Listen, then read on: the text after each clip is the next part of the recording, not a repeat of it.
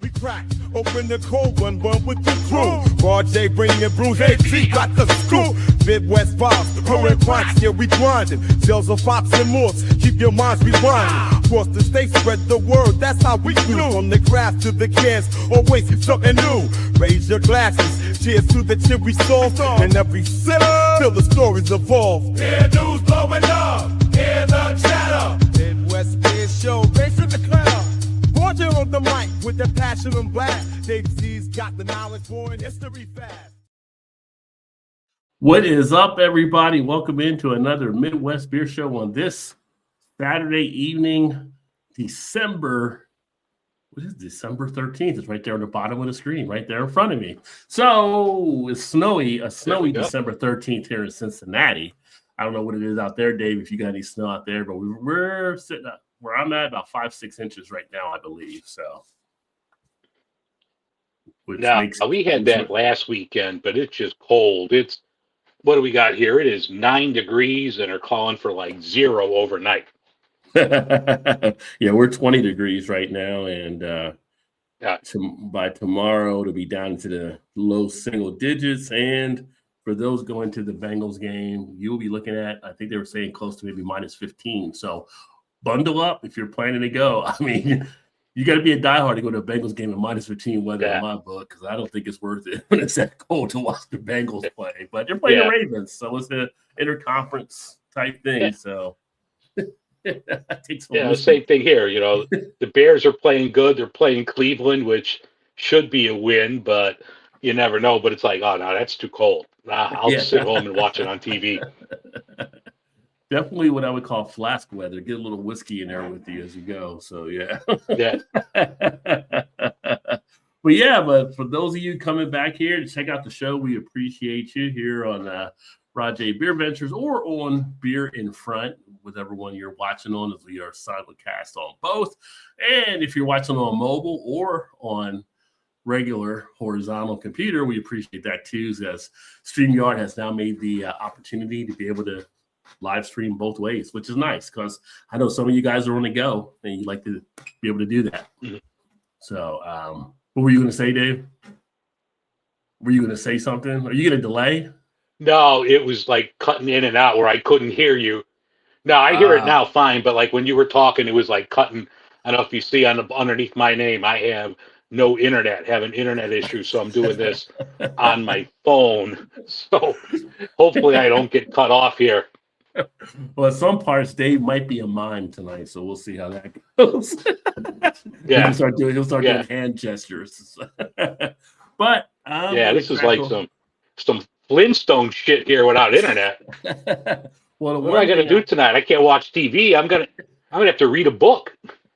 The one thing I would say with sometimes with Bluetooth, with headsets with StreamYard, you do get a delay sometimes. That's why I quartered mine back in. Right. So that might be what's throwing you off there too. It might not be you. It just might be StreamYard and the Bluetooth technology. That being said, I'm going to crack open a beer here. I know you've got one there. And I'm going to go a little bit. Well, I guess I'm not going to really go out of I am going outside the Midwest, because this is actually done in California from Trader Joe's, and they usually do stuff over in Wisconsin, but it's going to be the Winter Ride Doppelbock, Double Bock. There you go. So 7.5% ABV, one that I scooped up a while back, and I'm going to start off with that one tonight. And then Dave, I don't know what you want to share, what you're actually drinking. Well, I just finished the High Life, but I'm going to crack open Magic Eyes Only. This is a double IPA from Hidden Hand Brewery right here in Illinois. Oh, they got a lot going on here. They got Galaxy, Crush, Columbus, and HBC 1019 Incognito hops. So this should be a pretty good one. Hidden Hand always delivers. I don't remember that HBC being one of the original hops from back in the day, but you know. Yeah. One of those lab generated ones now. Yeah. You take a look at this beer. This beer's got a great look on it. I mean, outside of the artwork, it's got a great look on the beer itself with the dark copper color, kind of like I guess a chestnut brown. Yeah, it's always surprising some of the things you find at Trader Joe's, because you can find some good deals in there. Like, I don't know how it is by you, but like the Trader Joe's by us for craft, like they have a ton from Pipeworks Brewing, which puts out some good stuff. I mean, solid stuff from Pipeworks, but that's like it. They might have a single half acre, but it's all Pipeworks, and then it has like their store brand at I want to call it Meisterbrow, but it's like their store brand beers. But they don't have a lot of craft at mine anymore. Yeah, Joseph Brow's there. That's the one that's under this one here. And we still got a few craft, not as much as we used to have. But it's funny because our Trader Joe's, the last few times I went in, they're not even getting the vintage beers. Okay. So that's kind of weird that they're not getting that as well. So maybe they're just doing some different things in different markets and kind of shrinking what they're actually having on hand.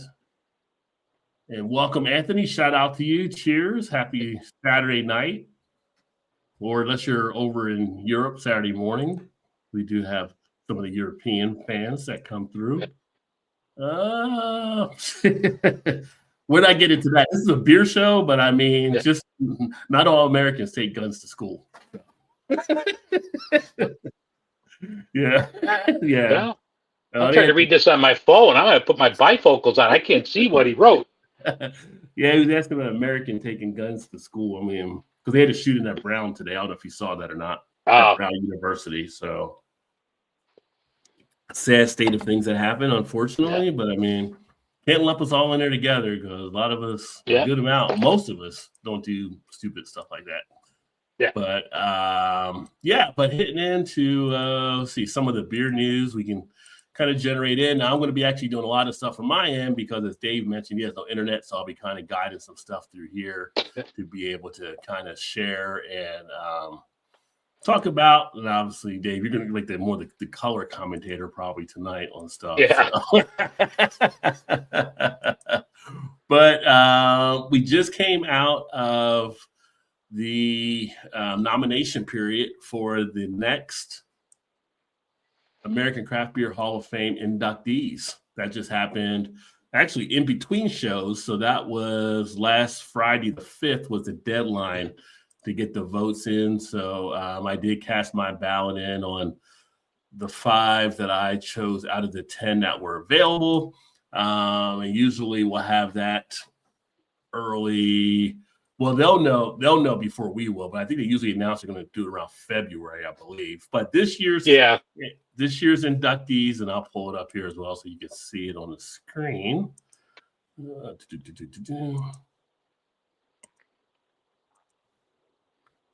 There we go. We're looking at Charlie Bamforth, Larry Bell, Sam Calione. I think I was going to say it like in a Godfather type name. Yeah. You tell me, Dave. You're Italian. How should I pronounce it? I still call it Gabagool, so you're asking the wrong guy. I'm Italian American. Yeah, Kim Jordan, Ray Daniels, Terry Fernendorf, Garrett Oliver, Pete Slosberg, Mitch Steele, and Carol Stout. So they'll end up getting in. Hopefully the 5 that get the most ballots behind them, they do have to clear a threshold, so it might not be all 5, I believe, because they kind of do it after like the baseball, the way they do the process, which is kind of weird. I just saw a thing this last week. Only one person cleared 75% for the Baseball Hall of Fame. So they're going to have a party of one? Well, that was the Veterans Committee, and then they'll vote on the others in January. So, only one out of the Veterans Committee got in. Yeah.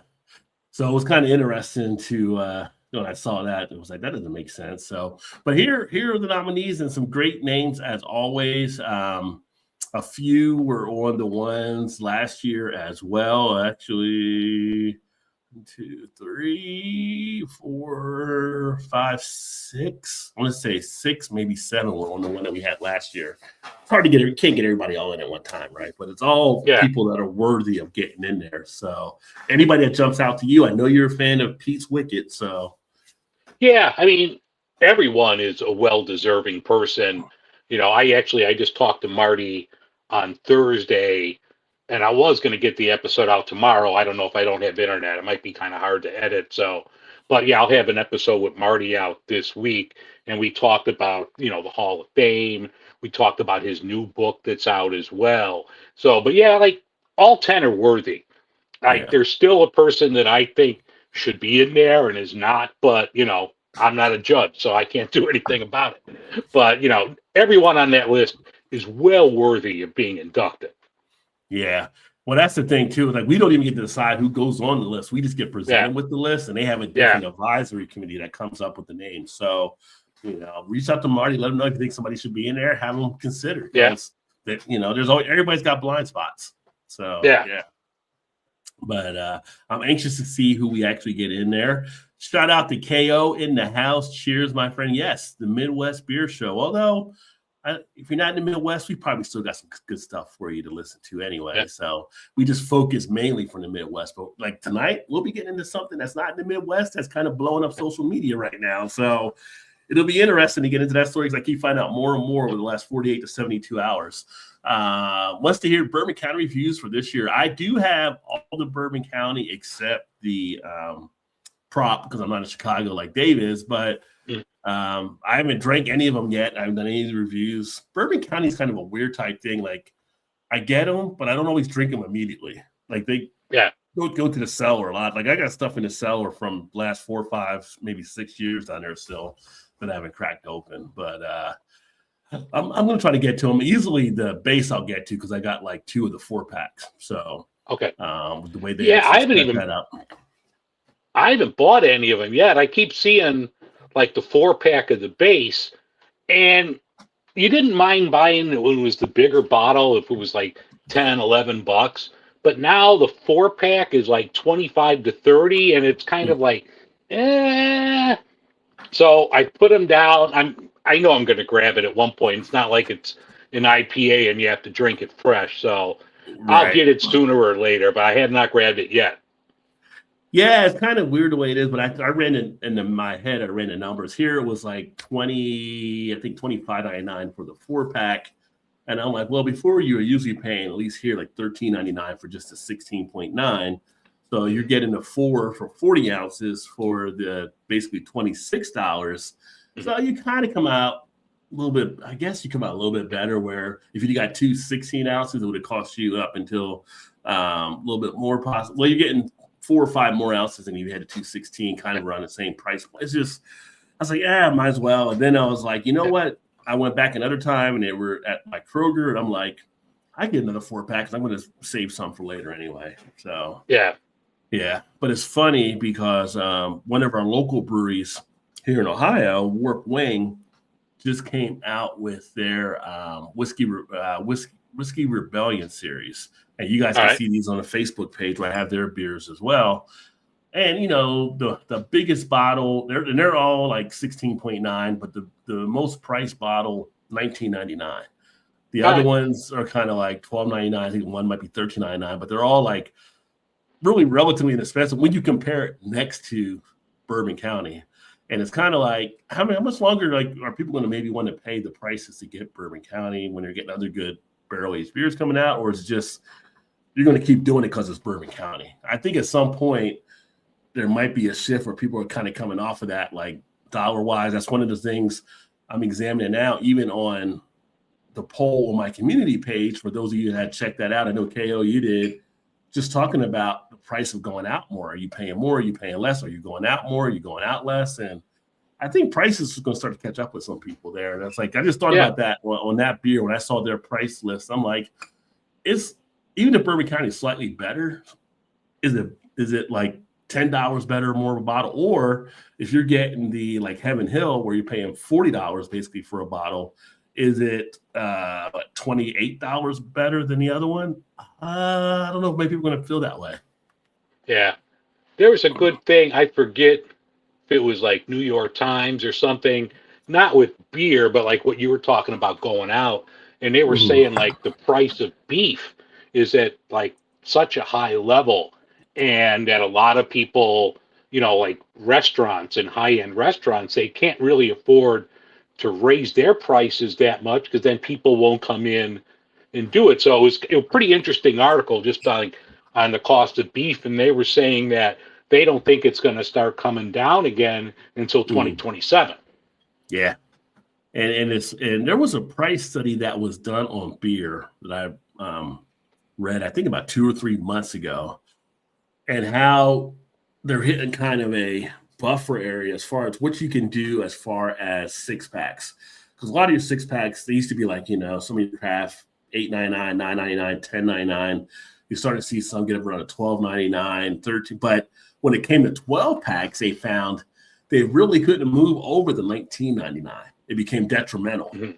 Yeah. And so then there's a point, if you're going to do a 6-pack at $13.99, I mean, they're just paying the extra $6 and get the extra 6 beers at the $19.99, right? So they're running into kind of a buzzsaw on how far they can actually go, because they're finding out people were not going to pay more than $19.99 on a 12-pack based on some of the craft stuff they're seeing out there. It's interesting. I mean, you're always going to run into a type of ceiling with any type of product you're putting out there. I remember when I was back in college doing the MBA program, one of the simulations, we'd come up with a product and price it for the market. And it was always like finding where that sweet spot was when you put it out there. And it was kind of a cool little simulation you did. So yeah, that comes into play for a lot of these breweries.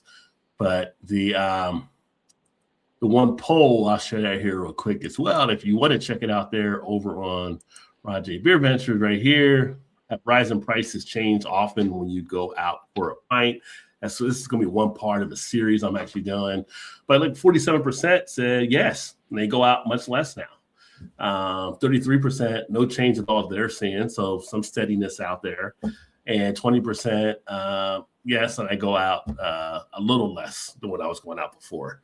But nobody's going out more thus far. Nobody said I actually go out more, right? So you have a lot more people staying at home and being a homebody type thing when it comes to maybe getting their pints or enjoying their beer, so to speak. It's always interesting to kind of see what's happening out there in the marketplace. How's your beer doing over there? Really good. I'm like Hidden Hand. If you're in Illinois, you got to pick it up. They are, was it Lake Zurich, I believe? Let me double check. Mm-hmm. It's red print on a black can. You cannot read this. Naperville. That's right. They're in cahoots with Solemn Oath. But no, Hidden Hand is really good. This one's excellent. I mean, just an excellent double IPA. Not super hazy, but just a solid combo of hops. Good feel to this. I'm digging it. Excellent. Yeah, this one was $7.99 for the 6-pack, and I'm 70.5% ABV, by the way, if I didn't say that. But you can do a lot worse than with X. I mean, this is like a steal. Like I said, hitting Trader Joe's sometimes, save a couple bucks, and I get beer that's on par with some of the craft breweries out there, and sometimes even better.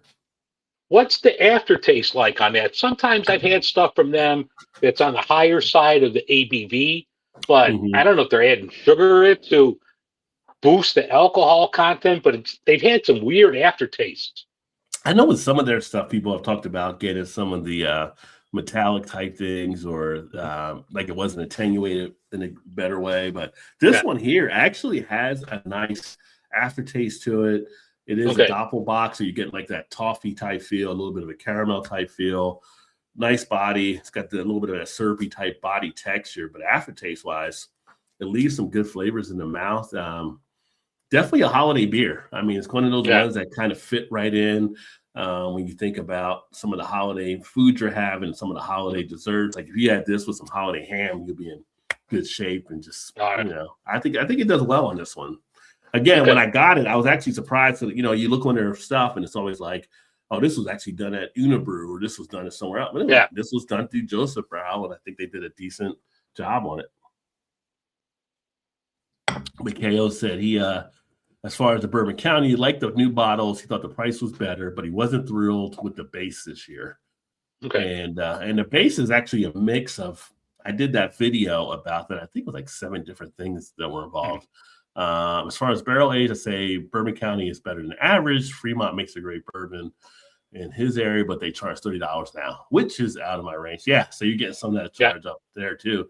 I mean, one of the ones I think that always makes a good one is Epic. And I talk about Big Bad Baptist from time to time.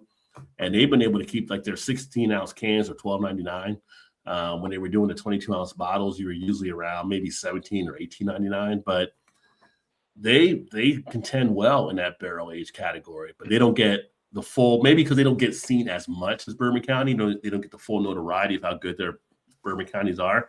And another one that actually, it probably will cost you a little bit, but I was always stunned when I found out when I was in Maryland, Other Half has a really good stout game and barrel aging. Although everybody kind of gets them for the IPAs and stuff like that, they do some really good stouts. So yeah, it's just interesting seeing some of the stuff out there. But like I said, Warped Wing, they're known for their Whiskey Rebellion series. I haven't picked them up yet. They just got to all the tap houses this weekend, and then we had the snowstorm. So I'm gonna try to pick them up when I can, but see how they actually compare as well. Another thing on here, and this is actually one that you had saw out there, which is funny because you saw it out there, but I'm right here where it's at as well, is with Rheingeist and what they're actually doing here in Cincinnati. It's always funny when you find stuff in Cincinnati or I find stuff in Chicago. You're like, wait a minute, I'm right down the street from that place. But on what they're doing with their release lineup,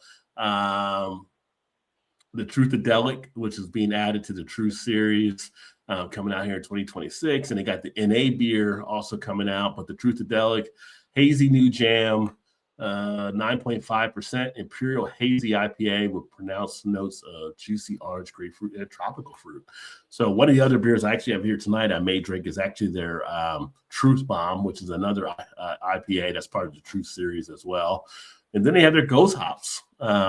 Again, they're in a market as well. So hazy IPA, and then a Great American Beer Fest medal-winning Ghost Pills. They also have now, too, the non-alcoholic Pilsner. So everybody kind of got blown away by that. This seems like Great American Beer Fest.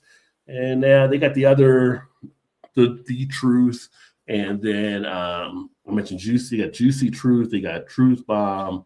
All these different ones they're building around. It's almost going away, like we talked in the past, about New Belgium and Voodoo Ranger, how they locked down that series. They're kind of locking it down with the Truth series they're actually doing. Yeah.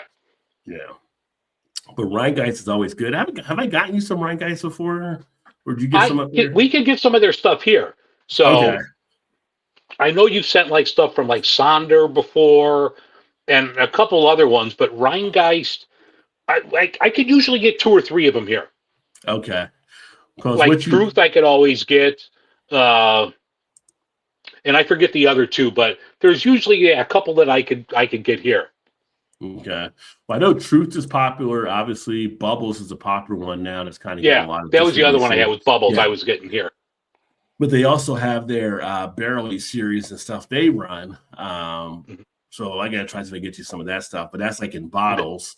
It's like their tinfoil type stuff, as I would call it. But I've got a few of those to be sharing. But they got a lot of good things they're doing at Rheingeist. So it's been great to see them come along through the years. Let's see here. Kale says, when I hear about the Midwest, I always hear about Hop Butcher. And I've had a few of the IPAs, which are great. Have you guys had their stouts? Yes.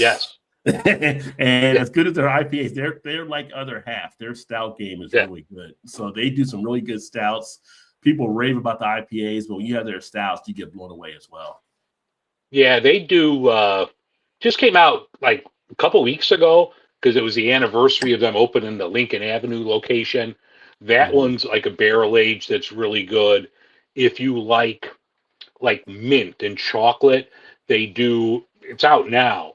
It's like a holiday minted beer, and it has like used to be a big department store here in Chicago, Marshall Fields, and they had Frango mints. So they were like little milk chocolate mints, and they use the oil from those mints in the stout, and that comes out this time of year. It's excellent.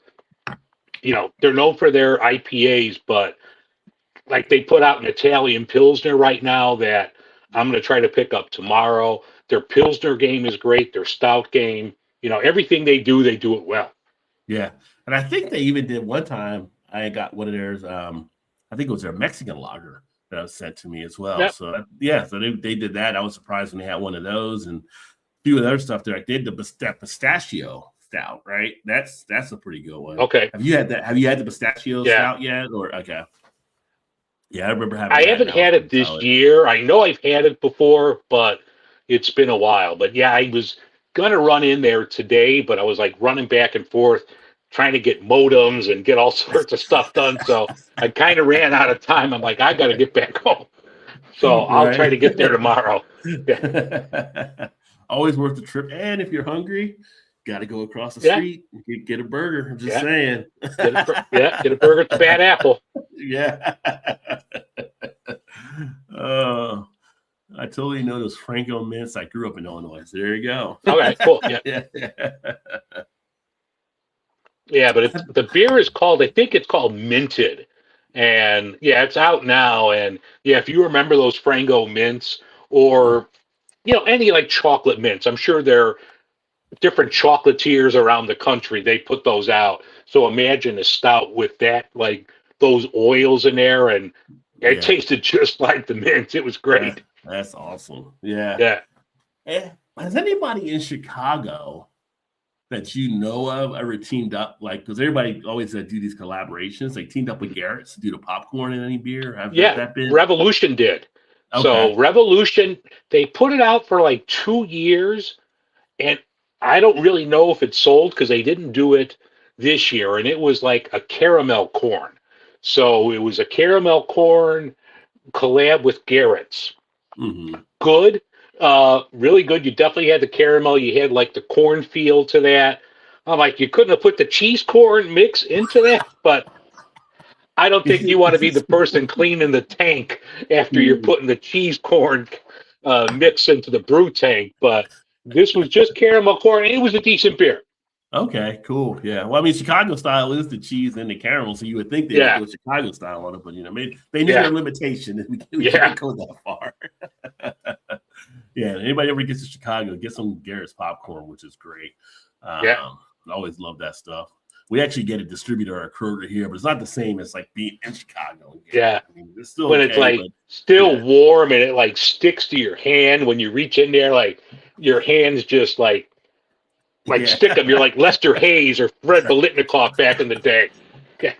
Just dripping. Yeah.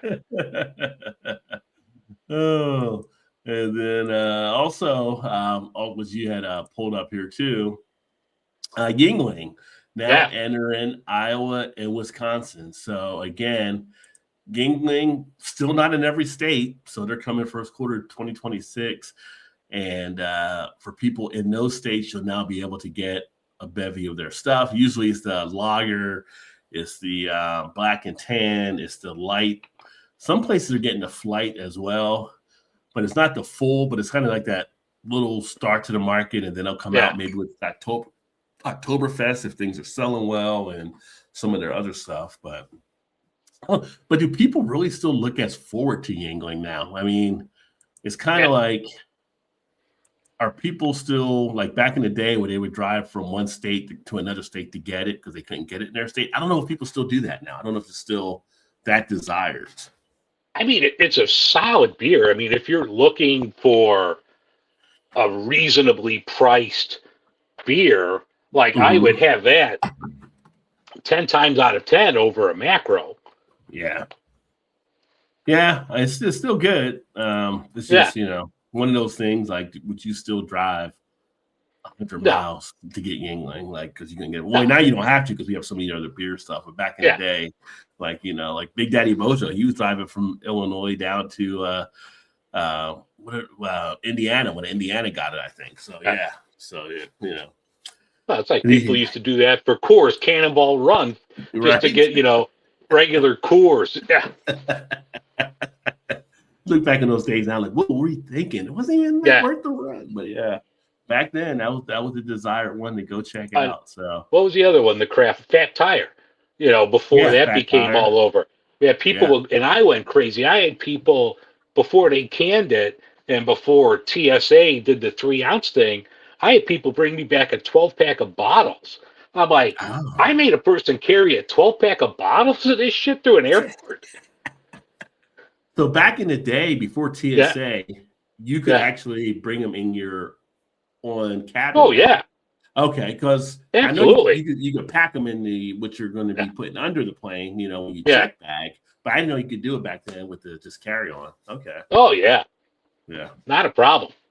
yeah. But I do remember like back in the traveling like in the mid late 70s, early 80s, and people would like pack like lunches and their stuff to bring on and get on the plane. They're breaking out Oscar Mayer sandwiches or something. Yeah. Like we used to have all kinds of stuff they would do to travel. Because I work at O'Hare, and I'm right next to a security checkpoint. What I'm doing now, and just Yeah. looking at people, I'm like, "You're bringing in Popeyes? You're bringing in Portillo's? Look at you!" They're like, "You don't feed us on a plane anymore." Yeah, that is. I mean, that is one of the things that's different Yeah. now, as far as like not having the meal service. Yeah, And even if you fly first class, you don't really Yeah. get maybe a meal. You get more snacks. yeah, Which is fine because when I fly first class, I'm just like, yeah, we can start serving now. I'm seated. You can go ahead Yeah. and bring the alcohol over. But yeah. we went on I a mean, trip you're not one- getting like back in the day, like when we got like Chateaubriand and stuff in first class. Yeah, Yeah, no, those yeah. days are long gone. Yeah, They say, would you prefer the chicken or the steak for dinner? They don't ask that anymore. You No. get something. You Yeah. get pretzels or you get crackers. Choose one. yeah, And don't be stingy with them all. yeah. And make sure you give me that hot fudge sundae too at the end. Yeah, It used to be an experience. Yeah, I guess that's what they say. Like the TSA guys now, like, oh, if people would dress up and be more cordial and be more civil, Yeah. that'll make things go better. Like, I don't know if that's going to really affect how fast you can get from here or there, but yeah. when we did get that stuff back then, people were kind of wearing the suits and stuff. People were more Oh, dressed up back in the day. Yeah. It was like your mom make you put on your Sunday best. We're going to take a flight. You got to get Oh yeah, dressed. Yeah. Yeah. Back when we had Buster Brown shoes and. got out your best Stacey Adams. Yeah, absolutely. Yeah. Kids would be in the what was those the pants back in the day? Oh shoot. I'm trying to think of there was like certain pants that kids had. Like they had like the Husky version, but it was like a brand. Oh. I'm trying to think of like You're not thinking of like Tough Skins, are you? From Tough Sears? Skins, like Yeah. Tough Skins or whatever like that. Like you had to Yeah. have the nice and clean and pressed and or whatever it is. Yeah. I was like, yeah. It gets to the airport and like you're a little kid, your mom's like, don't be rolling around on the floor. That's your Sunday pants. Yeah, Yeah, it was a different time for sure. Yeah. Let's see here. So this other one that we saw. This is the one taking a look at ask the pros how does Scratch put 131 different botanicals into a beer that still tastes great. So this is Scratch up in Ava, Illinois. Yeah.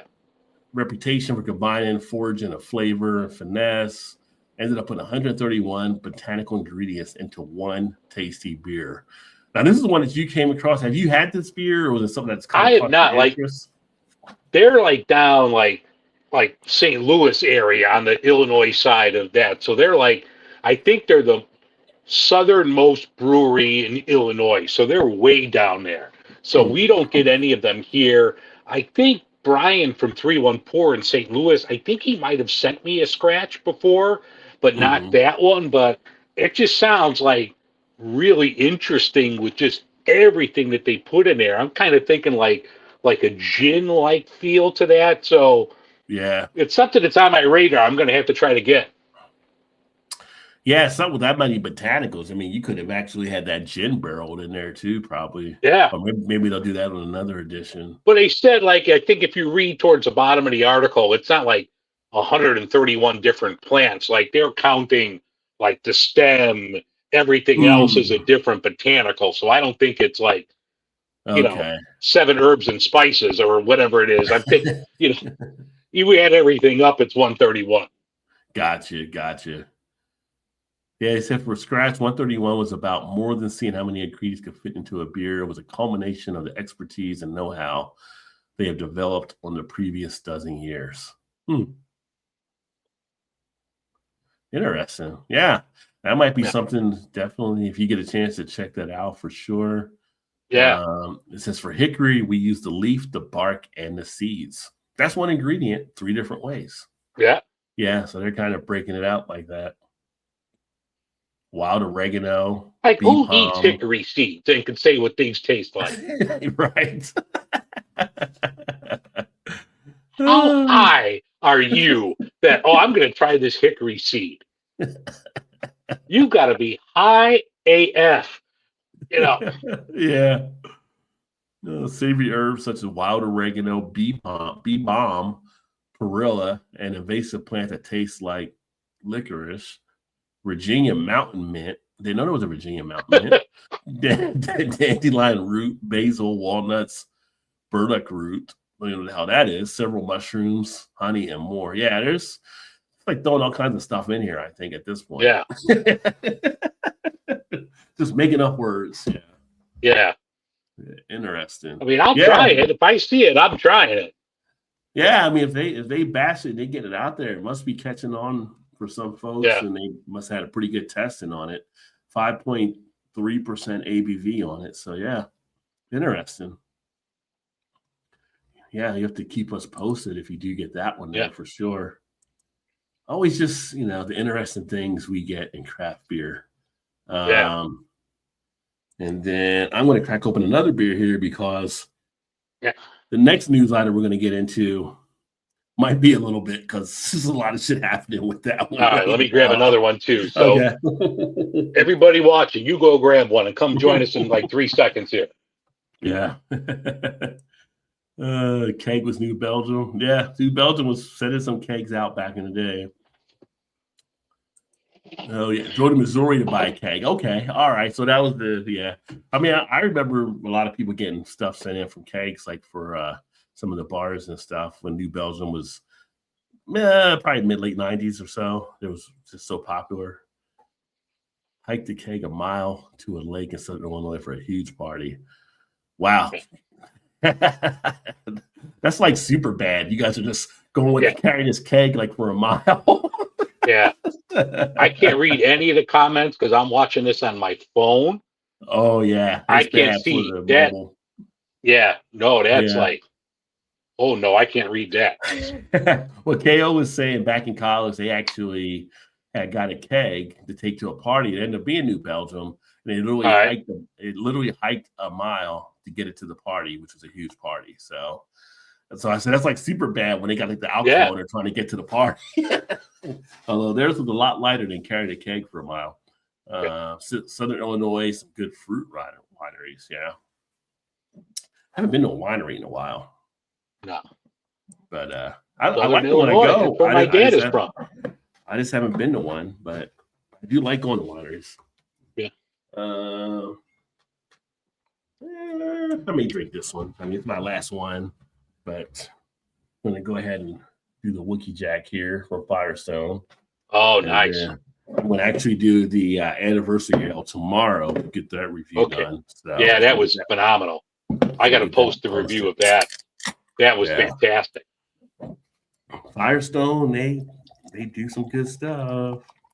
Yeah. Actually, they have a friend of mine saw it and texted me the picture. He's like, I know you had to try this. It was a collaboration between Firestone and Revolution. And it was something, my wife's name is Ruby, and it was something like Ruby related. I'm like, I have not seen that, but I will have to pick that up. But he said it was like, I don't know, $9-10 for like a single, but I don't know if it was barrel aged or not, but I'll have to have a look out for that. Yeah, that would definitely be something to look into for sure with those two getting together. Kettle in the house. Yeah. Cheers, Kettlehead. Great to see you, my friend. Happy Saturday to you. I cracked open Jingle Balls. This is spiteful here in Chicago. This has nutmeg, ginger, and cinnamon. So little Jingle Balls action here. I don't know. That's kind of like fitting going into the next story I'm kind of going into here, but let's go ahead and get it out there because it is news. It is news, and not the Midwest, but it is news. And the shit that people do, I'll never understand it. that being said,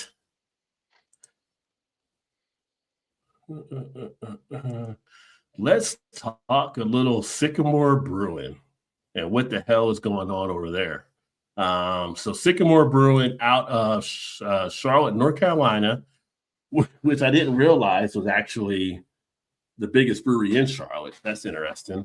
And I probably should say a disclaimer. I mean, you shouldn't be watching this with kids anyway. I mean, we're drinking beer. We're talking about a lot of stuff that's more adult topic stuff, but this one's a little bit more sensitive. But the owner here, the co-owner, Justin Brigham, arrested and accused of breaking in to a house and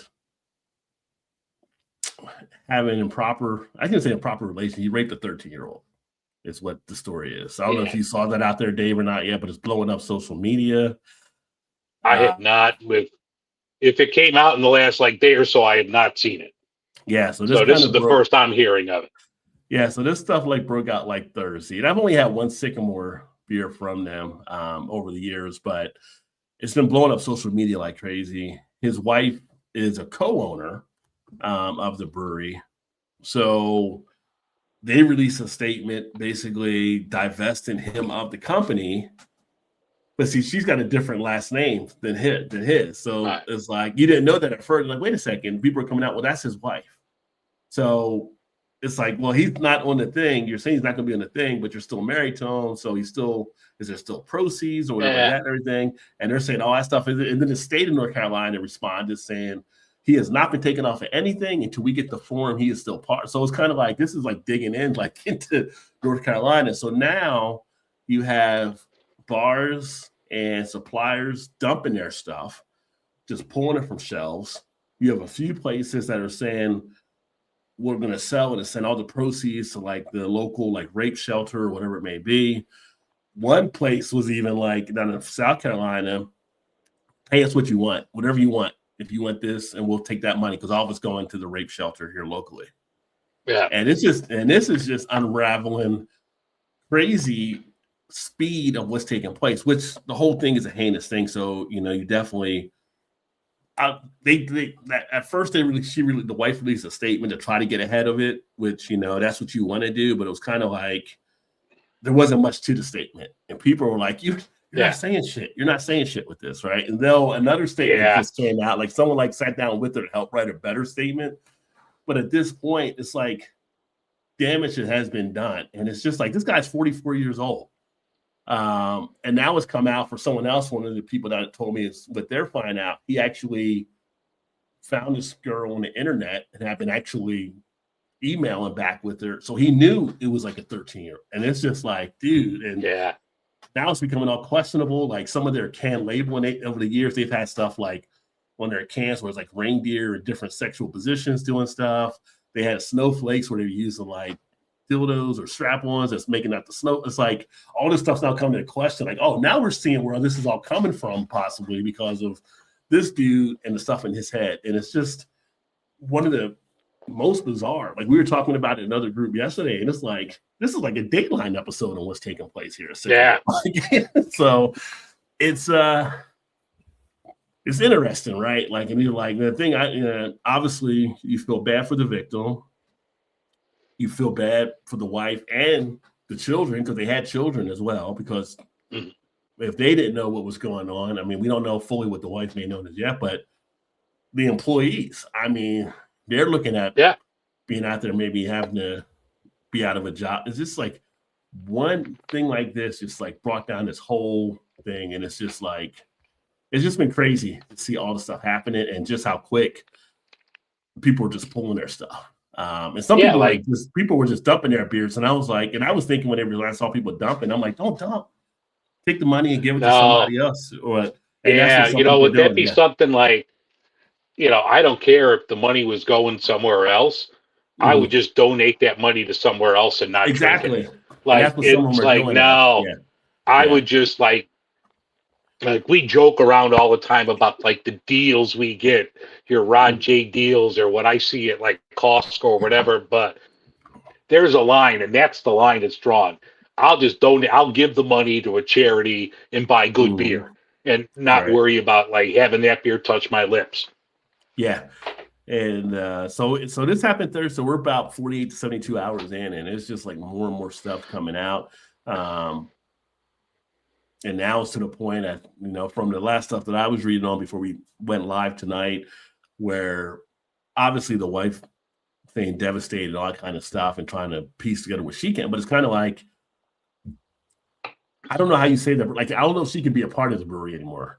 Like, it's like you'd have to basically divest her out too and get someone else possibly in, or have the employees take over or do something. Because, I mean, there's going to be that question of, and they basically came out in the new statement saying none of their money coming in is going to be going to his legal fees. So people don't really know that for sure, right? So people are going to have those concerns and stuff too. So. I mean, unless she just comes out and goes scorched earth on him and just says, you know what, F him, all of this, we're doing this for, me, the employees, but, F him. I don't know how you could have anything to do with that brewery. Right. And the judge put a $10 million bond. So $10 million bond tells you how heinous of a crime it was, all the stuff that was involved here. And obviously the wife's not bailing him out. So I don't know if he's going to be stuck. He'll probably be stuck in there for whatever. And until he goes to trial or whatever, the hearing, whatever it may be. And it's just like,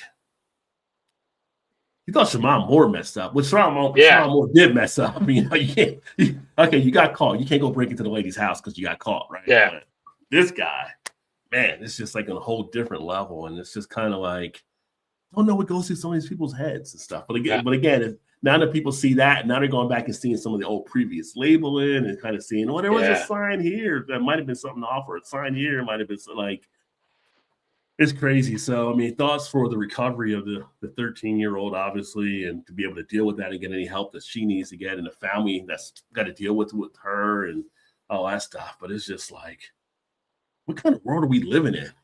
It's just, it's just crazy. So something to keep an eye on there. As more people are finding out about the whole situation, it's kind of like, what are you going to do? I mean, so they may be around for a bit. They may not. I mean, the whole Charlotte area is kind of devastated by it, and we'll keep an eye and see what's going on. Kettle said he was reading about this yesterday too. Yeah, it's starting to really make the waves that are going around, and I'm sure you'll see more and more popping up on stuff this next week. Colorado from Left Hand, nice. Very nice. Left Hand actually just going to merge with Dry Dock. So Dry Dock's going to be going into Left Hand, and they're going to be selling one of their other locations. They're trying to find a buyer for. But I saw that earlier today as well. But I didn't have a chance to put it into the news. But they'll be teaming up. Left Hand's such a great job. I need to get Gary back on again and talk about some of the stuff they're doing out there. But the whole Sycamore thing is just like, dude, it's just like you read through it and it's just like you would hope like this guy would walk in the room with Chris Hansen would have been there or something, It's just like such a messed up situation. They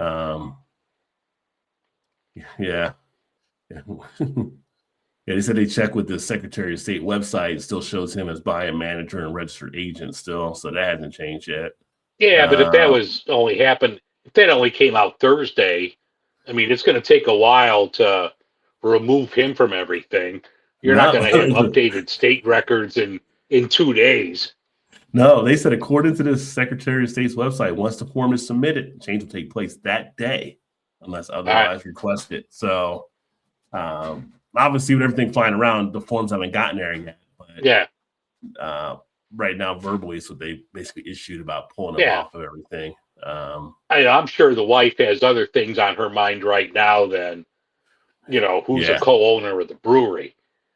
Oh yeah, the whole family and all that kind of stuff there. But like, Food Lion's a big chain down where they're at. They made the decision to start removing the product from shelves and discontinuing all future orders. Wegmans, which is huge for a lot of their stuff, people love the beer stuff they get. They pulled them as well for what they're going to be doing going forward. So and so once they hit like some of the distributors refuse to carry them, they can't even get stuff out to other places because the tier system, right? So. It's just like one of those things. It's crazy. It's crazy. But that is one of the bigger news stories that kind of broke out this past few days, past week. And like I said, more and more, I'm seeing more things pop up on it. You just wonder about that kind of stuff. It's just weird. And I was kind of curious how he may have come across this individual, because one of the things we talked about in the past has been children in breweries, right? Like if you bring a child into a brewery, you're bringing them into an adult setting. And, sometimes parents can lose attention span. We've seen it when the children run around and parents aren't paying attention. And it's like, you don't know who's all in that brewery working. Like he could have been a pedophile in the brewery, has their information from where they paid their tab, if they had their credit cards like that, could have located them and filed them. But the fact that he was actively on the internet with this person and exchanging stuff with this, parents, you got to make sure you're checking your kids' accounts out there too. I mean, not to put on the parents. I'm just saying, people were like out here doing some crazy stuff. And I'm sure that's not the first kid this guy messed with. So probably, usually it's not. Something like that happens. Yeah. So no. Fuck. And I don't know if he has a son or a daughter, but you have to worry at home. Like, did he ever try anything with their kid? I mean, the wife might be asking the daughter now, like, did that daddy ever tried to do this or that? Oh yeah, it's just crazy. But not the kind of news we like to really talk about on here, but just one of those things where it just couldn't be avoided. It's just that big of a story taking place right now. So keep an eye on that. Also, between this show and last show, December 5th, if you didn't know, was actually Repeal Day. And that was the end of Prohibition on that day in 1933. So unfortunately, we weren't here to celebrate with you, but hopefully you did have one that you raised that day for December 5th for Repeal Day. You know what's sad, just thinking about this and doing the math? I was born closer to Repeal Day than I am to today. Yeah, well, if you are, then that means I am too. Yeah. Probably. Thanks, Dave. Way to cheer me up on that one. Yeah. Yeah, we go right from one topic to another here. Just keep swinging away. Yeah.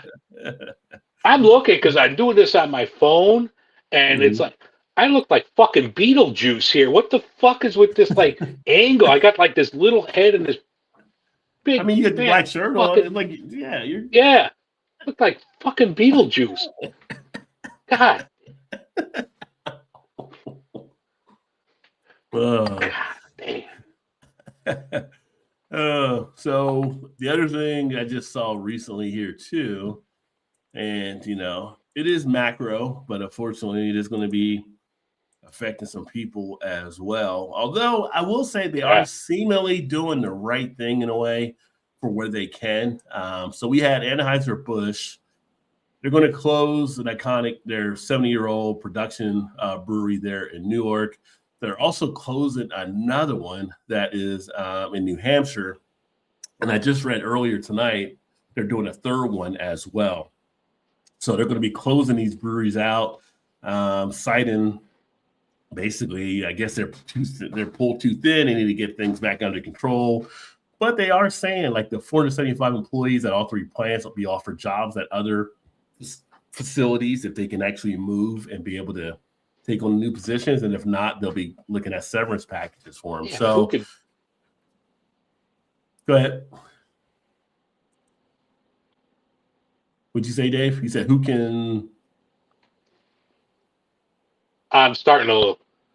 Oh, I think we're back. I was starting to lose you for a second. Yeah, you were talking and you went out, and then I think you're back now. Yeah, all right. I think it's back now. Yeah, everything was kind of choppy and frozen for a second, but I think you're back. Yeah. No, I think I was here the whole time. I think you're back. I think it was like the thing was because you were saying you got cut off there, but you were saying who can. I got some tinfoil on the edge of my phone trying to get a signal here. You need a kid to stand by the rabbit ears and hold the antenna. I think Dave's going back and forth right now. I see your lips are moving there. I don't know if I could put a coat hanger in this phone. Yeah.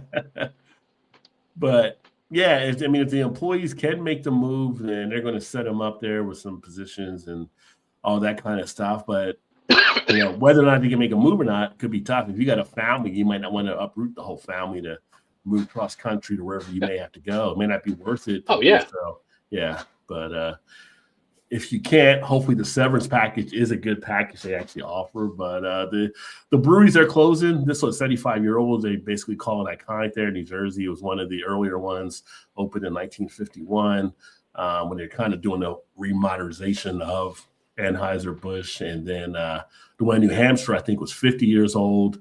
Can't remember how much the other one was as well. So sad to see, but not only are craft breweries being affected on things, some of the big boys are too. So they're feeling a pinch a little bit. It's just the cost of doing business nowadays went up, I guess you could say.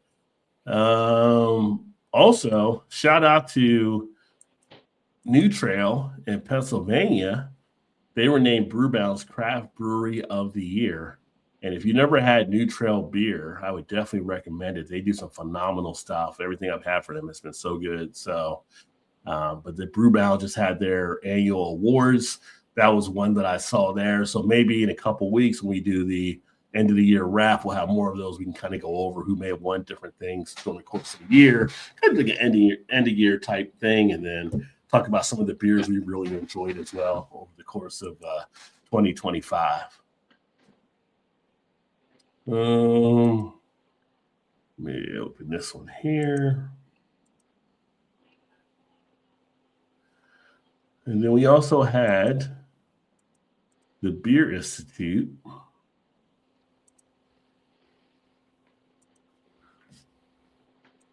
They actually just came out with their report showing more of a market decline for craft breweries, which kind of got me into doing some of the different stuff I've been kind of putting on that poll as far as how price might affect things. And on my Facebook, or actually on the blog, I had a post talking about it, but I shared it to the Facebook page as well. Kind of a feeler out there on what's taking place, but craft breweries are definitely seeing a decline on some of the things. But here's the thing. They don't see it really as being like this whole bubble being burst type thing from a lot of the perspective. It's more just the business and the contraction that's needed. It's part of the business cycle. So I forgot what it was a few months ago. Yeah. I think the net number to gain and loss from this year and last year was only like 30 or 40. So it wasn't like a huge amount was really being lost at all. You're having less sales because people are drinking less or they're choosing different type of things, which I'll talk about here in a second as well. But you look at during the course of the year, October, again, the contraction, 3.8%. September rose 1%, the only gain in 2025. August slid. July dipped. June narrowed the loss. They're not huge falling out. February was a huge one, 16.4. January, 8.6. And I think part of January, February, if I had to speculate, might be part of more and more people getting into the dry January. And there were a lot of people that came out of January and didn't want to go back still. And they might have bled into February as well. So you had the rise of the NA. Yeah, like I'm going to do the dry January again this year. Just kind of reset everything so I don't look like a beached fucking whale when I'm doing this show. So I want to try to drop a few pounds. Going to do like dry January. And there's like, we talk a million times.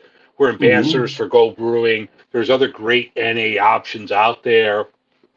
So I'm going to do that. Then, I mean, it's not going to continue into February. I still talk about beer. But, yeah, I think that's a lot of it, too. People are just like, they see how they're at the end of January. And you're like, oh, you know what? I'm still feeling pretty good. Drop some weight or I'm feeling better. And it's still butt cold out in most parts of the country. So, like, I could go a few more weeks without a beer. Yeah. So they roll it right into that. Now, here's the smart thing. But then you get the Super Bowl, then you got to really start hitting it. Yeah. I'm going too far at this point. I got to get back. Yeah. The thing that you have here, though, is also the opportunity. Because if you're seeing these things are bleeding out, and this is why you're seeing more people get on board. We talked about Rheingeist a little bit ago, and you mentioned Go and different, like, breweries are getting their NA beer out there. Because if you're seeing a drop off in that, but you're seeing where NA could be an opportunity, you make that NA beer, and that helps to bring sales back up. So you've got to meet the people where they are. So I think that it'll be interesting to keep an eye on to see how much farther it goes. But I like I said, the number that we're still 9,000 plus. It's not a huge drop off. It's just we do have a lot of breweries out there, and let's face it, I'll say like with Sycamore, when I went back and looked at the beer I had for them, I think I rated it a 3 out of 5. It was okay. Yeah. It wasn't great. It wasn't like a huge solid craft beer. And I talked to some other people with the whole Sycamore thing, and I've had a couple other people talk about, well, their beers are okay. They weren't really knocking you back or anything like that and everything. So if you're not putting that great product out there, because people at what we're paying now are going to want to have that product be efficient. We want to put our dollars into what's going to be worth it, right? Otherwise, we're not going to buy that anymore. You get nowadays, you get one chance with a craft drinker to enjoy your beer, and if you miss that mark, you may lose them. So it's a different type of world right now. Hey, what's up, Poorly? Definitely a market correction from years of oversaturation, not a pop. Exactly, and that's what I tried. Yeah. I was talking on the stream last night, commenting, and one of the guys kept saying, "Oh, the bubble." They're like, there is no bubble. It's not a bubble. There's no bubble. It's just basically, if you know anything about business and the business cycle, this is a contraction type phase. You have to basically have this take place to get rid of the ones that aren't coming up to the other level, and basically weed thinning the herd. Ones. Yeah. Also and it's hard. I'm still getting a little lag here, but a lot of people in the early days of craft beer were brewers, and these were home brewers that were doing it.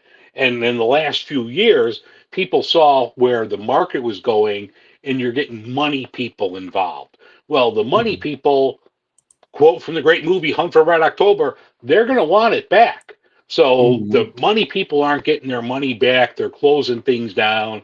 So I just think it's thinning the herd. We're going to get back to where you have brewers that are opening things up, and it's going to be better for consumers down the road. Agreed. Yeah. And I think that's what you have to have, and then that keeps people moving forward on things, and it comes up with other ideas, like Portland said here. Handful of breweries that are doing root beer, ginger beer, and the like. One place we don't ever talk about as much, even though they have like their beer line, it's like say BJ's. You guys got BJ's there, BJ's Brew House. We had it for a while. Then we had like the Ram that was big here for a bit, but now they're gone. So we don't have any of like the Rock Bottoms, the Ram, BJ's anymore. Yeah, BJ's may have one of the best craft root beers I think I've ever had. Like when you if you're a root beer fan and you have a BJ's, you got to get their craft root beer. It is just that phenomenal. But you have breweries that move in those other areas where they see opportunity. It's all innovation. It's not anymore. I can brew, a great Kolsch. I'm going to go sell it to all the people. They're going to come knocking on the door to get my Kolsch. It doesn't happen that way. You got to be out there to be able to be versatile and make the moves you need to make to actually adjust with the market. So again, craft beer sales may be down in one area, but we know NA is the fastest growing part of craft beer. Are you making NA beer? Because if you're not, you're probably missing opportunities to actually grow out. So or you could even contract an NA beer and put your name on it. Yeah. I don't want to throw a brewery out there because who knows? But if just hypothetically, and I know nothing what's going on, but if Half Acre were to put out a Daisy Cutter NA, or any brewery puts out their flagship name with NA, you're going to get people to buy it, even if they wouldn't drink an NA. Like, I'm curious. Now I'm going to try this. Right. Yeah. I think that's how it actually works out. And like I said, some of the people doing it side by side and kind of comparing it to it's good. It's good to have that other option available. Again, it's scaling to what the market may be. Now, obviously, if you're a brewery, to shift from alcoholic and to throw it in a line to make an NA, it's not an easy thing to do. There's a cost and expense that are a part of that.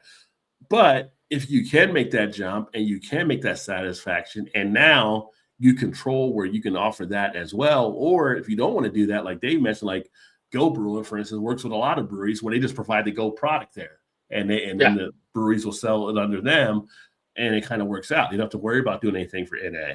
But I always come back to the thing, and I've explained this like talking to some of the different breweries. If you want to get the maximization of people coming to your brewery, because more breweries, in this next piece I'm going to share kind of hits this as a point too, it's got to be almost a destination. So if I'm going out, brewery is a communal type thing for a lot of people. So if you're going to go out with a group, you want to have something everybody can kind of enjoy. And if it comes to a brewery that says they don't have an NA versus one that has an NA, that group of 10 may go to the one with the NA because they know a couple people don't like to drink beer that much, or they like the non-alcoholic versions. Now you lost 8 beer drinking customers and 2 other NA customers, where the other brewery can now pick up from that. So it has to be a situation where you're able to, if you can, meet that need there. And if you can't do it off of your stuff, get a contractor come in and do some stuff off of it, to put that stuff out there. And we saw years ago, 8 years ago, where you'd see breweries, putting in ciders because some people have dietary restrictions and they can't have gluten.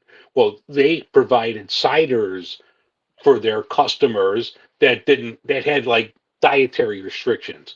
You got to do it. You got to put NA stuff out there.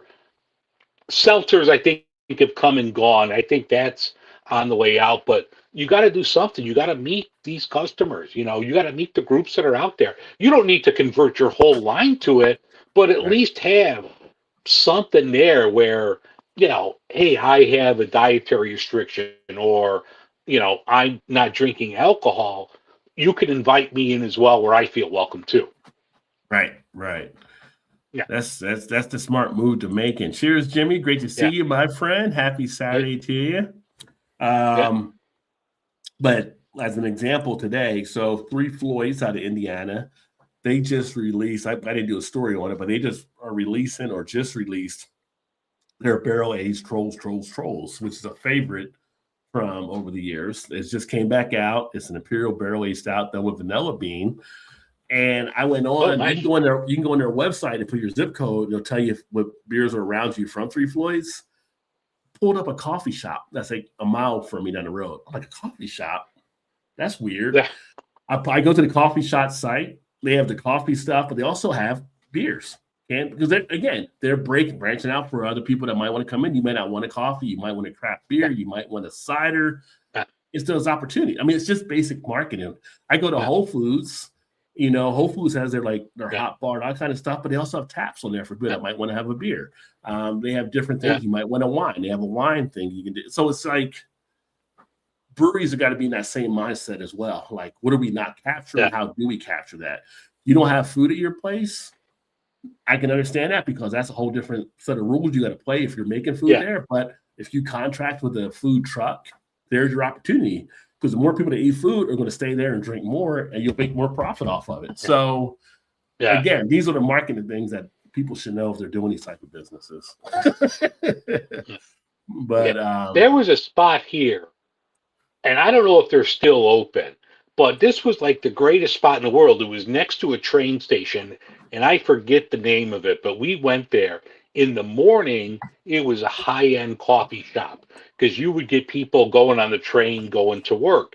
And after like 5 o'clock, it became this high-end bar where you would get like killer cocktails, great, mixed drinks and beer, craft beer, whatever. I'm like, that is the coolest idea ever because you're open all day getting people in. Right. You're flipping the switch to the next thing, right? Yeah. So... Yeah. I mean, you're a business owner, you're an entrepreneur. Yeah. You got to be eye open for opportunity. And that's how you build your business. So yeah. So again, you can look hustling. If you're looking at it and sales are down over here, is there a way you can bring sales up on another lane? Just putting it out there. I mean, there's opportunities. And if you don't know, feel free to reach out. I'm always happy to consult. So absolutely. I do marketing for a living and stuff. I can definitely show you some things you might be missing there. But here we also had, this is the last story one I had for tonight. And this is one of the things you run into as well. Now this story talks about legal marijuana among 5 reasons why craft beer is changing in Michigan. And it's using Michigan as an example here. but then it hits into different things that are taking place on why people might be drinking less, basically.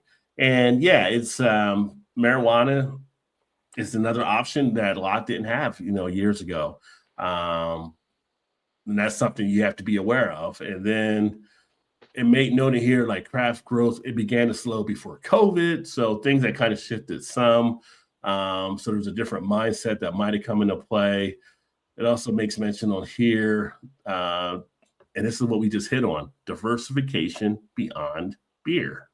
It's not just about beer, but it's also meat and other stuff.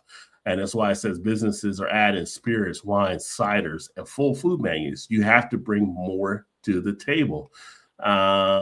This is the part that talks about the competition with cannabis and then also canned cocktails. We talk about the RTDs. I actually am going to be featuring some RTDs on the channel that I've recently done some reviews on, because RTDs are becoming much more of an impact in the beverage market. You get an RTD for $9.99. That's a 20% ABV poured over ice versus what you may pay on some of these other beers, and you just only want to get like one drink. It becomes a somewhat of a competitor in that regard too. So you have to be prepared for those type of things. And then go ahead. Were you gonna say something, Dave? No, it just broke up again, but we're back. Oh, okay. I got 2 bars still. I'm just looking at my signal here. I got 2 bars. And thank you all for bearing with us with Dave's going through the whole technical stuff here too, by the way. But yeah, the other thing that I'm hearing, this is what I was kind of alluding to, you have to shift everything to a taproom experience, as noted like in this piece here. With so many different things happening, so many different things being added out there in the marketplace, trying to get attention of said beer drinkers, so to speak, what makes your brewery stand out? Why should they come to your brewery versus going to another? What is your thing to grab the consumer to come in? And if you're not actually appealing to that and you're just a brewery that's just there, well, we make good beer. If that's your answer, you're going to be in trouble probably, because you have to have things there to cater to make people say, okay, this would be a good experience. Let's go down to Mantry tonight. Let's go to Rheingeist. Let's go to Hop Butcher. Let's shoot over to Revolution. You got to make it some type of experience where people want to come out, because I went back to that poll I shared earlier. People are going out less as far as answering the poll right now, and that little bit of a sampling taking place. And it's got to be impactful for where they want to actually go. And then the other part, and this is something that, unfortunately, some of it's out of the brewery's control, but economic pressures on both sides. One, for consumers not having as much to maybe spend now, but also the price of ingredients due to some of the tariff type BS stuff that's taking place and things along those lines, where ingredients are now costing more. They got to raise prices more, and the people don't want to pay those prices. But the reason they have to raise prices is because we're charging countries other prices to bring stuff in. And it's just like a price war you're in without any chance of being able to defend yourself and be prepared for it. It's unfortunately a situation that some of the breweries are running into as well. So kind of an interesting piece, like hitting on some different things. Yeah, we talked about 9 months ago when we did our show on tariffs, the bulk of the base malt of the majority of breweries in this country, craft breweries, comes from Canada. So you have these tariffs. The base malt, which is 80 to more percent of a craft beer, comes from Canada. Mm-hmm. The prices go up. Beer's going up. Right. And the issue you have is then you have your aluminum and everything else. Yeah, to add all that stuff in. And sometimes, a common response sometimes is to grow malts here, where you can't always grow the malts in our country that you can grow in other ones. It's just like the land's not fertile enough to actually grow certain things that we need to get, right? So certain parts of the country are better suited for growing certain products. Like you always had, like Virginia and stuff with tobacco. You couldn't grow that in other parts of the country. Certain parts of the country are great for barley and stuff that we would use in beer.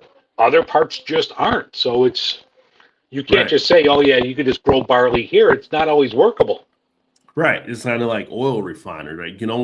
Yeah, you can only refine a certain level of oil. Like people always say, well, yeah, we just drill for our own oil. Well, you can't just drilling for our own oil doesn't solve the problem because we don't have anywhere yeah. to refine it. It's going to be just batched away until we can refine it. So you're not really doing anything to help the situation by doing it. So Yeah. it's just, it's math, it's science, it's putting everything together. But yeah.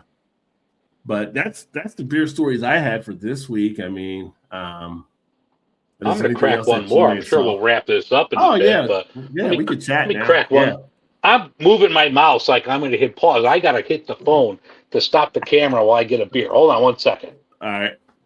Yeah, and if people have questions or comments or want to chat, fire away for sure. But that's a lot of the beer news stuff. I will say, if you haven't seen or you've seen and you haven't picked up Wookie Jack from Firestone, if you're a black IPA fan, this needs to be in your fridge. This needs to be in front of you. Firestone knocks out a park again with this one here, the Black Rye IPA. Well worth giving this a try.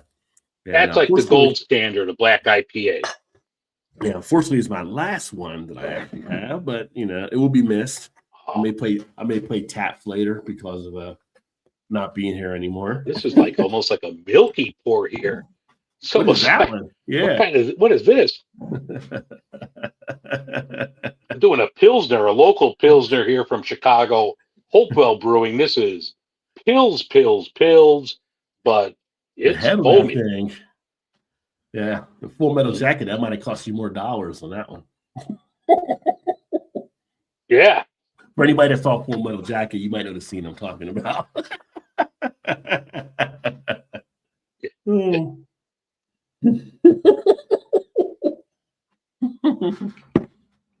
But yeah, to sit back and enjoy this is a nice one there for sure.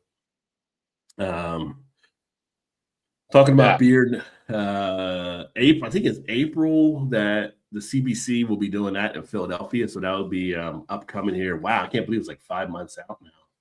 Yeah. So I'm still taking a look to see if I might be able to attend that there. Trying to think of any other beer news that's really taking place. There's nothing. I mean, locally. Yeah, I'm trying to think.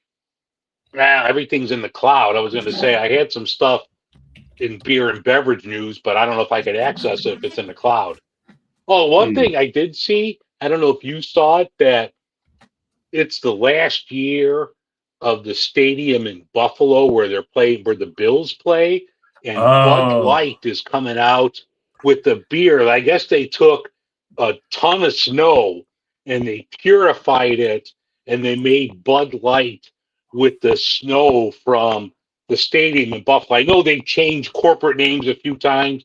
It might be called Highmark now, and I apologize if I'm wrong, but if you're in like the Buffalo area, you could get this Bud Light made from the snow from the stadium there. Yeah, I did see that one, and I want to with this like something freeze maybe. Let's see here.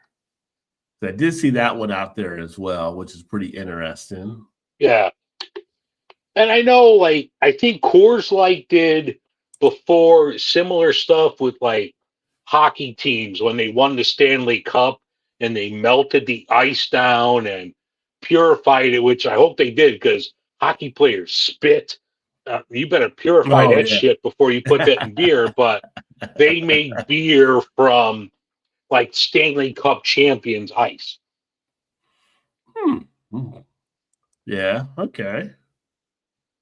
It's such a gimmick type play to kind of do that. Yeah. But then, like you're our locals kind of like, you're like, oh, this is cool. He did it for us here, Yeah. I mean, that would be something like you would just save the can, like if you're a collector. Yeah. Like if they did something there like that for the Blackhawks, if the Blackhawks, they were getting rid of that stadium or something, would be a cool thing for Chicago. Yeah. I just see it was a weird thing. Budweiser's offering a free round of beer if you've been vaccinated. I didn't think they were still doing stuff with the COVID-19 stuff, but yeah, I didn't either. For adults, I just got my jab a couple weeks ago. I'll send them my picture. Yeah, Budweiser rewarding adults who have received COVID-19 with a free round of Budweiser. I I guess they're trying to get more people to get it now. Maybe people are kind of not doing it. Oh, I'm not proud. I'll drink it for a free beer. Yeah, it'll work. It works. I'll take that. Yeah. Yeah. Where is the one here with the Buffalo Bills? It's funny as I'm looking through here, I see more stuff popping up. I'm seeing like Sycamore stuff just jumping up like on everything. Yeah.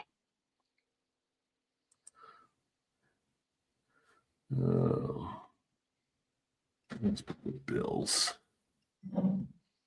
because it was a more recent story.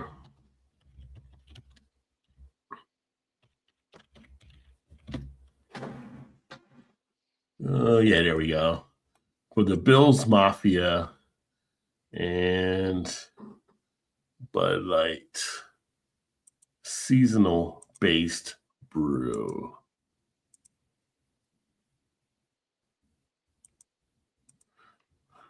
Cool looking can though. I'd give them that. I mean, yeah, like no, it was a sweet looking can.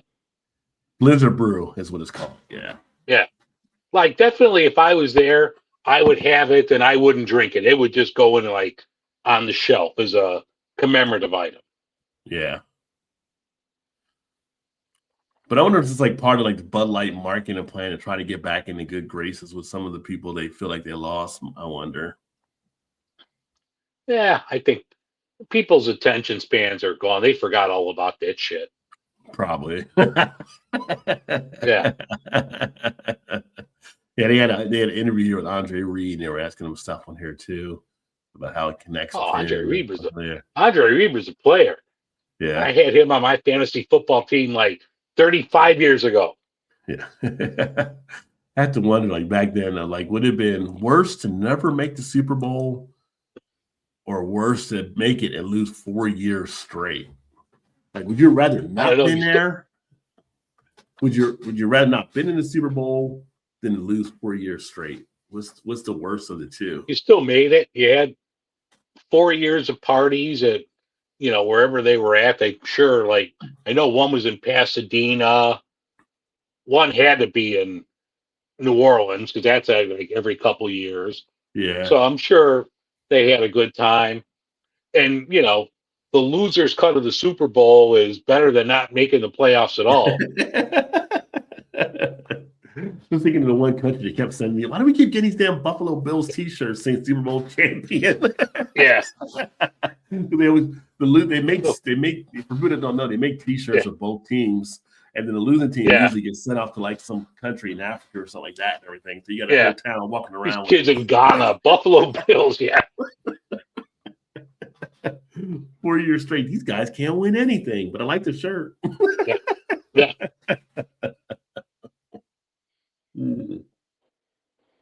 I don't really be worse 4 years losing straight or 4 years just losing, because you can say compare them versus the Vikings. These the Vikings were spread out on their 4 losses. Yeah. In the 70s. Yeah. Did you see that? Like, speaking of the Vikings, I just read this week, Fran Tarkenton said that one of the reasons why they lost, and like one of the years they were in the Super Bowl, he was with the Giants. So he's like, I guess he was part of 3 of their teams. Mm-hmm. He was like Bud Grant. They didn't practice that whole first week. He was like, just go rest. He's like, where other teams are practicing that first week, and then you fly out like, the week before the game. But he was like, we didn't do anything. We didn't prepare at all. And then when we got there, we were just kind of behind the 8 ball. I didn't see that, but to that point, I would say, I forgot which player it was, but it was back in the 70s. He was a tight end, Green Bay Packers. I think it was Green Bay Packers tight end. He caught the Super Bowl, game-winning Super Bowl, game-winning touchdown. Oh, Max McGee. He was out the night before drinking. And he was hungover. Yeah, so they were getting drunk too and still winning. So I don't know, Fran. I don't know when to go with the whole week off was that much of a thing there when somebody comes in with a hangover. It sounds like a good excuse. I just don't know if I buy it fully. Yeah. But he was like, people forget he was like one of the early scrambling quarterbacks too back in the day. Oh, yeah. He can move, yeah. Yeah, I mean, you had him, then Staubach came after him, and Yeah, then you had, the athletes that came in after that, but yeah, yeah, like growing up, like, you know, Staubach and Tarkenton. yeah. Well, you talk about somebody coming in Yeah, later, right? Staubach went and served his 6 years in the Navy before he went into the league, yeah, right? So if those 6 years would have been yeah, like players now, he probably would have had the Cowboys a couple more Super Bowls, I think, in that time being. Yeah. yeah, But he said, no, I got a duty. I went to the academy. I'm fulfilling my yeah. duty, He and was they in did it. Naval And Academy. Yeah, yeah, yeah. But yeah, Staubach, he was the man back in the day. yeah. Everybody kept thinking Danny White was going to be a little train that could, but just could never get it done. Nah, he should have stuck. He should have stayed with punting. Yeah, Danny White was the first Tony Romo. yeah, Potential was there, just couldn't get over the top. yeah,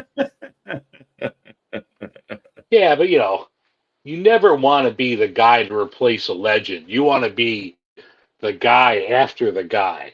Like, Yeah, Danny White came in right after Staubach. You're not going to live up to that. And then when he was coming around, then you had, the Bears defense, and you had LT and the Giants. Like, then yeah, you wound up with, the Eagles with Reggie White and Jerome and God, who else did they have? yeah, They had a lot of Clyde Simmons. yeah. Eagles had a ton of studs on that D back in the late 80s, early 90s. Yeah, if Jerome Brown wouldn't have died early, I Yeah, mean, that front yeah, line was just killing it. And I remember when Reggie went to Green Bay, basically he didn't want to go to Green Bay. yeah, And him being a preacher, whatever, he said, I'm go talk to God or whatever like that. And God yeah, directed him to go to Green Bay. And he was like, at the time, I don't know if there was any other black players on the team, but he was one of the first like top black players. I went there, and they were like, "What are you yeah, doing, Reggie? We don't go to Green Bay." Like, what's and yeah, he recruited other black players to that team, yeah. and stuff, and it made I've the been to Green change. Bay. There's no brothers in Green Bay. Yeah, yeah. If you see a brother in Green Bay, he's a Packer. Yeah, But now it's just so common out there. But Reggie was yeah, the first one that really did that. Like he yeah, was able to bring other folks up there. So yeah. But they still had like Sterling Sharp was there before Reggie. Sterling was, I mean, he had that neck injury. Sterling Sharp was a player. oh, he Sterling definitely Sharp was. could play. Yeah, Yeah, yeah. I mean, it was Shannon Sharp got his Hall of Fame induction, and it was yeah, before Sterling finally got in. And yeah. Shannon Sterling was just like, got in last year. yeah, and it was kind of like his speech and stuff, and he's like, you don't get many people like you get in the Hall of Fame when you're the second best athlete in the house, because he always Yeah, looked up to Sterling. Sterling was always like the guy for yeah, him, and dude was a beast. Yeah, if he would have that neck injury, yeah, he would have been up there with Michael Irvin numbers and stuff like that, if not even yeah. higher. So yeah, he was one of the top receivers at that playing in the league at that time. That just a sight to see, So yeah, when injuries happen, they happen. I mean, Yeah. unfortunately, it's a rough sport, but yeah.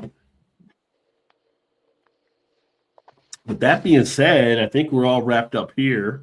All right. Unless anything else you want to add there, anything you want to have coming up on your channel. Or... I mentioned earlier, I talked to Marty Nashel this week. So let me get my internet back up and get my recordings out of the cloud, and I could put that out. But that was really good. We talked about his new book, The Beer Story Project, and about the Craft Beer Hall of Fame. So that's going to come out, this week.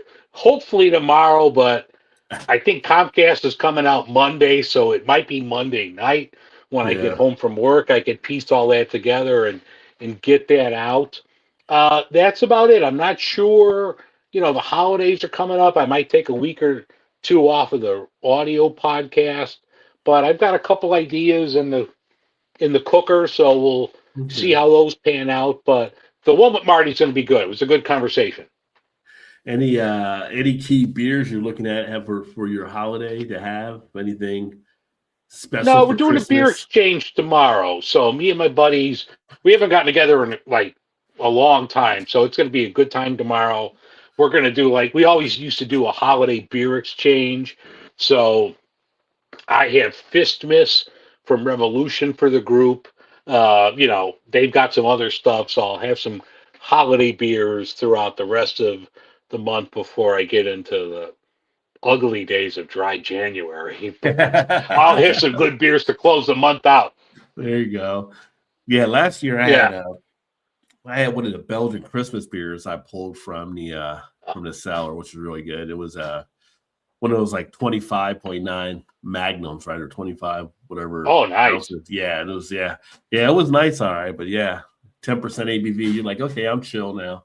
Yeah. Yeah. I don't know if they have any left. There was this bar, and if you know Chicago, you know Nisei Lounge. It's a dump bar near Wrigley Field. They're famous. But I was there a couple years ago, and the bartender was like, "Oh, we have some vintage Anchor in the cellar." I'm like, "You do? Bring it up." And she brought up like a 7-year-old Anchor Christmas in the big Magnum. In the big one. Oh, yeah. Yeah. I'm like, bust it open. Put it on the tap. Let's open it up. And it was just phenomenal. So I don't know if I'm going to have time to get down there, but I do miss the Anchor Steam Christmas beer, our special Christmas. Yeah. I like to keep saying, well, maybe they will bring. I mean, it's 2 years now, so I don't know if it's going to happen or not. And not a peep's really been said about what they're doing out there. And I read that he was saying now the yogurt guy was saying that like they might be like contract doing this and doing something outside of San Francisco. I'm like, I don't know if that's going to sell. I mean, you're not going to sell that in California if you're contract brewing it and you're not doing it in the old neighborhood like you did. So I don't know. Yeah. I mean, it's probably cheaper outside San Francisco from what I know about how much it costs out there for stuff. But it's kind of tied to that area, right? So I mean, if you bought everything, you bought the land, you bought the brewery. Yeah, don't be a tight ass. You're rich. You got money. Yeah. You can get it done. Sell some more yogurt. Right. Fuck, your yogurt's not cheap. Let's do the Japani eggnog or something. Expand your horizons. That's the worst part about being lactose intolerant is I miss eggnog. I would kill the shit out of some eggnog. I see a lot of times the Evan Williams eggnog out there. I haven't tried it yet, but I see that's usually like over here. That's a big mover for them. I mean, you used to get like those eggnog lattes at Starbucks before they went to like a concentrate. Like back in the day in the 90s, that would be real eggnog, and like you'd pick that up and like you tear a rotator cuff picking that cup up. That cup was like 5 pounds because it was just pure eggnog and espresso. Yeah. Oh. And I'd kill a drifter down the street right now for one of those. If my stomach would handle it. That's before they went to full corporate stuff and started like, oh, we can make this in a lab instead. So no. When they usually made shit there. Yeah. Yeah, you could do curls with those eggnog lattes back then. Yeah. And I'm pretty much sure like Big Mac used to be bigger back in the day and be less, but it costs more and it's smaller now, I think. Well, we were younger. Our hands were smaller back then. It still just me, yeah. I was, I think my favorite McDonald's burger of all time was that they probably never bring it back, whatever. It was probably the McDLT. I used to love the McDLT. Well, you and Ruby are like the fans of the McDLT. That was her shit right there. That was like the Burger King competition they had, right? And they give me the white styrofoam, you had to flip it over to the other side. But that was better than the hot stays hot and the cool stays cool. That's how it worked out.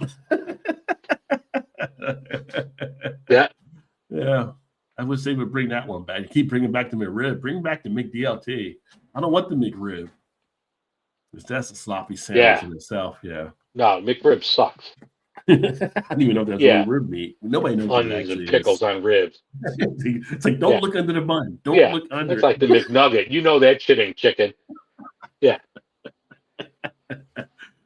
more bounce than my basketball. I could dribble this damn thing across the table. Yeah. Yeah. There goes our McDonald's sponsorship. Right.